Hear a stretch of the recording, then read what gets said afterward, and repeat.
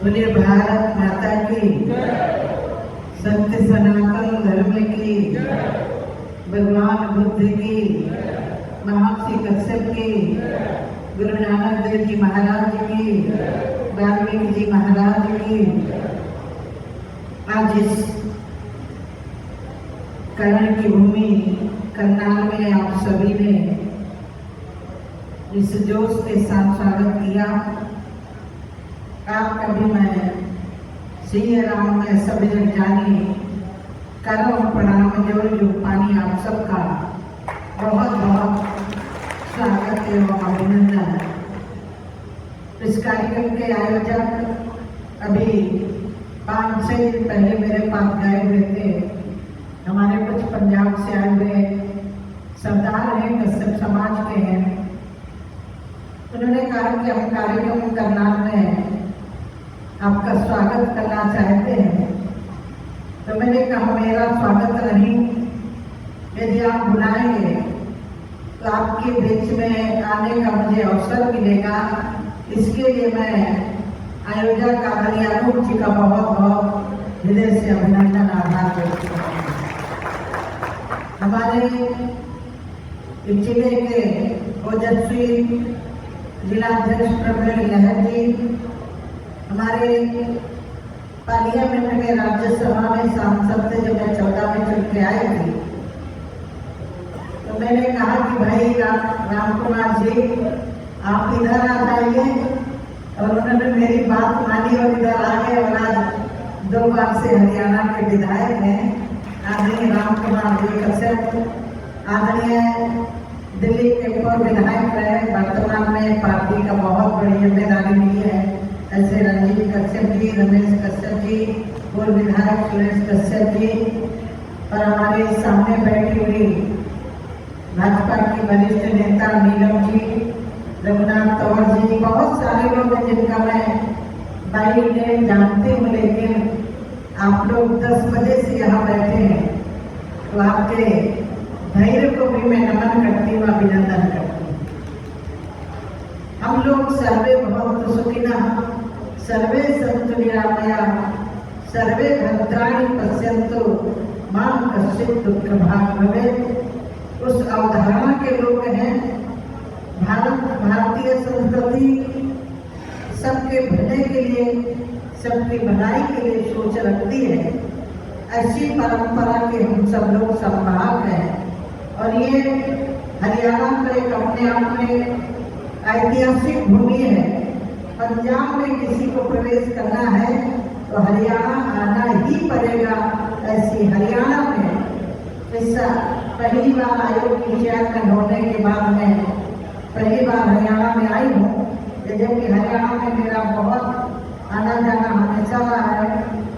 कई बार हमारे पानीपत में रघुनाथ कश्यप जी ने कार्यक्रम करवाया, और यहाँ भी करनाल में भी आध्यात्मिक दृष्टि से मेरा कई बार आना हुआ। अम्बाला में हम लोग कम से कम 15-15 दिन रुक के वहाँ आध्यात्मिक प्रचार करते थे।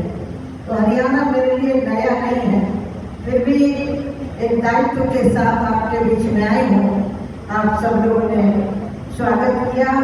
मेरा स्वागत नहीं, देश के यशस्वी प्रधानमंत्री जी और महामहिम राष्ट्रपति जी का धन्यवाद, जिन्होंने मुझ जैसे व्यक्ति को एक साधारण परिवार में, एक गरीब परिवार में, एक बड़ा चलाने वाली बाप की बेटी को इतने बड़े पद में बिठाना, ये बहुत बड़ी जिम्मेदारी माननीय प्रधानमंत्री जी ने मुझे दी है। मैं ओबीसी कमीशन की चेयरमैन हूँ। इस नाते ओबीसी की जो भी समस्याएं होंगी उनका मैं लगातार 4 महीने से निस्तारण कर रही हूँ। ये बात सही है कि राम कुमार जी ने कहा कि आपके लिए एक स्थान मिल चुका है जहाँ आप अपनी शिकायत करके अपने न्याय की उम्मीद जगा सकते हैं। वो एक पीठ है जहाँ जैसे सुप्रीम कोर्ट के जज होते हैं, निचली अदालत के जज होते हैं, वैसे ही वो संवैधानिक पीठ है जहाँ बैठ करके आपके लिए मैं न्यायोचित काम करने का प्रयास कर रही हूँ और आगे करती रहूँगी। एक निवेदन के साथ, अभी हमारे रमेश जी ने चर्चा की, रमेश जी ने चर्चा की कि हम लोग जातिवादी पर विश्वास नहीं करते। मैं भी वहीं से निकली हूँ, बरसों संघ में, विश्व हिंदू परिषद में, दुर्गा वाहिनी में काम करते करते यहाँ पहुंची हूँ। लेकिन एक बात निवेदन करना चाहती हूँ कि हम लोग अपनी पहचान अपने कर्तव्यों से बनाएं। हमारे कर्तव्यों से सिर्फ एक व्यक्ति की पहचान नहीं होती, उस पूरे समाज की पहचान होती है जिस समाज में व्यक्ति पैदा होता है। तो हम अपनी पहचान खुद की नहीं, देश की, समाज की, दबे कुचलों की आवाज बन करके खड़े हो। तो मुझे लग रहा है जैसे हनुमान जी, आप याद करिएगा कि हम लोग किस समाज में पैदा हुए हैं। यहाँ बहुत सारे सैनिक समाज, प्रजापति समाज, धनकर समाज, बहुत सारे समाज के हमारे कार्यकर्ता उपस्थित हैं। तो मैं एक बात निवेदन करना चाहती हूँ कि हम लोग आगे बढ़ने, किसी को गिरा करके नहीं, किसी को आगे बढ़ने वाले व्यक्ति को ढकेल के नहीं, यदि हम बढ़ना चाहते हैं तो अपने कर्मों से बढ़ सकते हैं, अपने परिश्रम से बढ़ सकते हैं, अपनी मेहनत से बढ़ सकते हैं।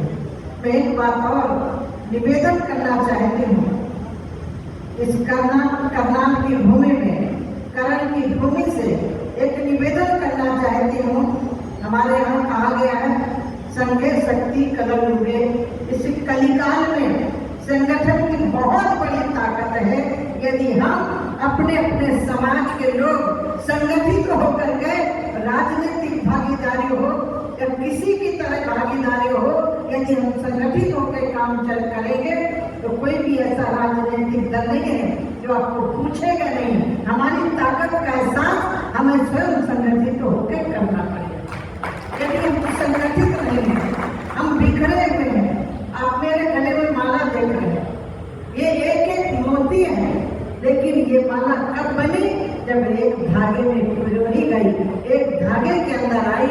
ऐसे ही मेरा निवेदन है कि हम लोग अपने अधिकारों की लड़ करके नहीं, छीन करके नहीं, अपने अधिकारों को अपनी मेहनत से प्राप्त करें।